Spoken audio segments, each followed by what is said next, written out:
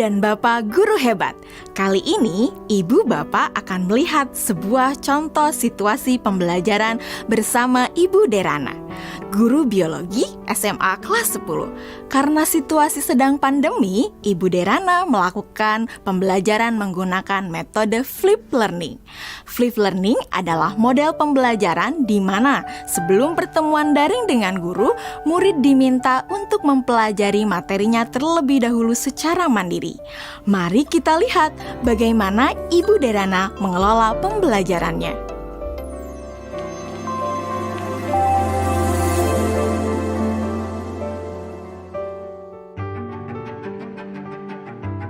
Sebelum mengajar, beberapa hari sebelumnya, Ibu Derana tentu melakukan persiapan terlebih dahulu. Dalam tahap ini, Ibu Derana benar-benar memastikan bahwa ia memahami tujuan pembelajaran yang ia ingin murid-muridnya capai.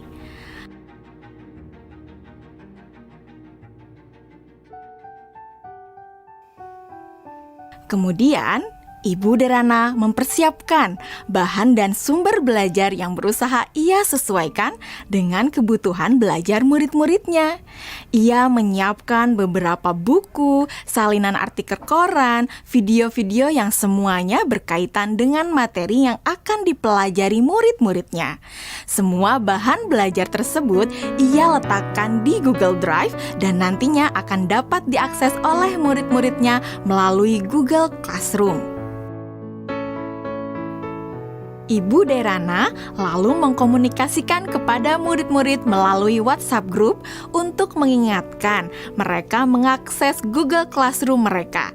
Tahapan ini dilakukan sebelum Ibu Derana bertemu dengan murid-murid di Google Meet.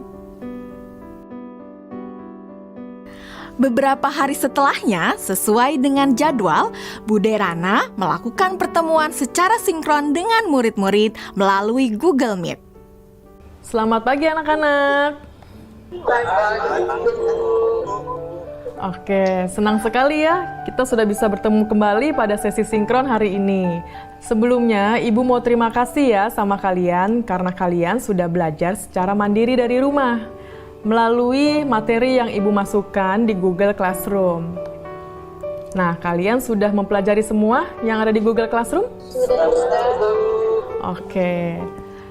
Jadi anak-anak, pada pertemuan sinkron hari ini, kita akan mempelajari lebih dalam lagi mengenai keanekaragaman hayati. Ibu akan sharing beberapa pelajarannya ke kalian ya.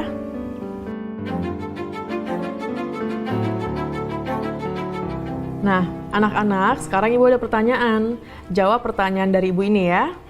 Tingkat keanekaragaman hayati mana yang paling penting dilindungi terlebih dahulu? Mengapa demikian? Keanekaragaman hayati karena ada sumber daya alam tersebut sudah dipastikan lebih terjamin, Bu. Kesehatannya juga fungsinya juga sumber daya alam hayati ini juga lebih sering digunakan dibandingkan dengan sumber daya alam non hayati karena lebih terjamin. Seperti itu, Bu, jawaban dari saya. Oke, jawabannya bagus sekali itu ya. Itu lengkap banget jawabannya. Yang lain sudah mendengarkan dan sudah memahami apa jawaban dari Dwi Melati? Sudah, Bu. Oke, sekarang kita lanjut ke pertanyaan selanjutnya ya anak-anak ya. Kapan terancamnya keanekaragaman hayati ekosistem dapat mengancam keanekaragaman hayati spesies dan genetis? Dan kenapa jawabannya seperti itu? Kalian bisa menjawab pertanyaannya melalui kolom chat ya. Selama sesi sinkron, Ibu Derana memberikan pertanyaan-pertanyaan lainnya yang dapat memperkaya materi dan pemahaman murid akan konsep. Di akhir pembelajaran, Ibu Derana memberikan murid tantangan untuk menganalisis ancaman pada satu lokasi di wilayah Indonesia yang membawa dampak negatif bagi 3 tingkatan keanekaragaman hayati. Berikut rekomendasi penanganannya. Yusuf, silakan. Tugasnya dibuat dalam bentuk apa, Bu? Apakah boleh dalam bentuk infografis? Oke, ada lagi yang mau ditanyakan? Yang lain ada yang mau bertanya? Nadia. Oke, silakan pertanyaannya apa Nadia? Apakah boleh dalam bentuk poster juga, Bu? kalian boleh memilih bagaimana cara kalian menunjukkan pemahaman kalian. Bisa melalui video, poster, tulisan, dan sebagainya. Ya Bu, izin bertanya. Ya, Lokasinya yang dipilih gimana ya Bu? Apakah ada ketentuan-ketentuan khusus? oke. Ada lagi yang mau bertanya? Ibu simpan dulu pertanyaannya ya. Bu, saya mau tanya, apakah untuk mengerjakan tugas ini kita harus datang ke lokasi tersebut, Bu? Oke, untuk lokasinya tidak perlu datang langsung ke lokasi tujuan ya. Jadi kalian bisa mencari langsung itu melalui online. Bu Derana melakukan diferensiasi produk dengan membebaskan murid memilih bentuk hasil pekerjaannya atau produk tugasnya sesuai dengan kenyamanan murid. Anak-anak, tadi Ibu sudah sampaikan ya bahwa hasil pekerjaan kalian dapat dibuat dalam berbagai bentuk produk.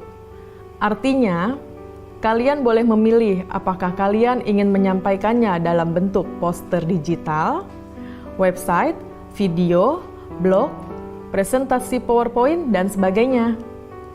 Nah, sekarang silahkan kalian sesuaikan dengan minat dan kenyamanan masing-masing.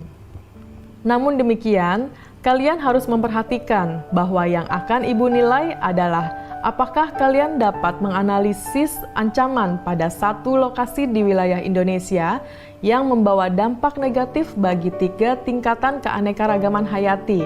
Berikut rekomendasi penanganannya. Jadi, poin-poin kriteria yang akan dinilai akan berkaitan dengan hal tersebut.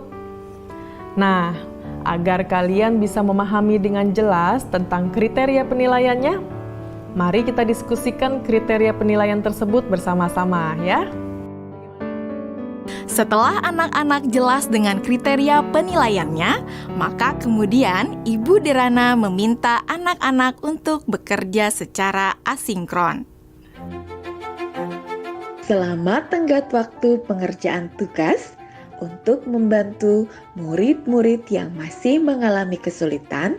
Ibu Derana menyediakan slot-slot waktu tertentu untuk berdiskusi secara individual maupun secara kelompok kecil. Saya ingin konsultasi, Bu. Iya, boleh. Bu Derana memberikan waktu kepada murid-murid lainnya untuk dapat mengkonsultasikan draft yang mereka buat. Ibu Derana juga memastikan untuk memberikan umpan balik terhadap pekerjaan yang dibuat oleh murid-muridnya. Ibu dan Bapak Guru Hebat, demikian video singkat salah satu contoh penerapan pembelajaran berdiferensiasi. Tetap semangat Ibu dan Bapak Guru Hebat.